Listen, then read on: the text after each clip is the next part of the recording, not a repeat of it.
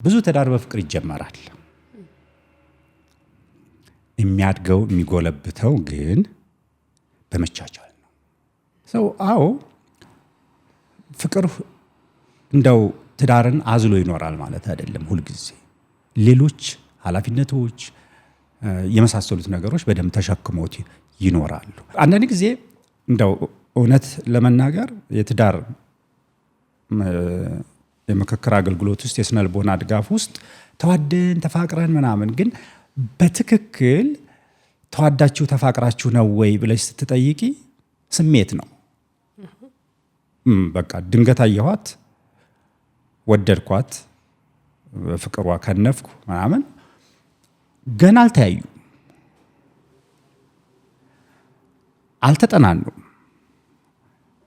ስለዚህ ፍቅር ሊሆን አይችልም። ሲጀመር ፍቅር መላመድ ነው። ፍቅር ሼር መደራረግ ነው። የኔ ብሎ ነገር የለውም። ፍቅር ይቅር ባይነት አለው። ያ ቅድም ያልነው ደግሞ መቻቻል አለው። ሰላም እንዴት ናችሁ? በግሬትነስ ስኩል ስር የሚሰጡ የተለያዩ ትምህርቶችን መረጃዎች ለማግኘት greatnesschool.com ላይ ብትሄዱ ሙሉ መረጃውን ታገኛላችሁ። ስልክ ቁጥራችንንም እናስቀምጣለን። ተጨማሪ መረጃ ስትፈልጉ ደውሉልን።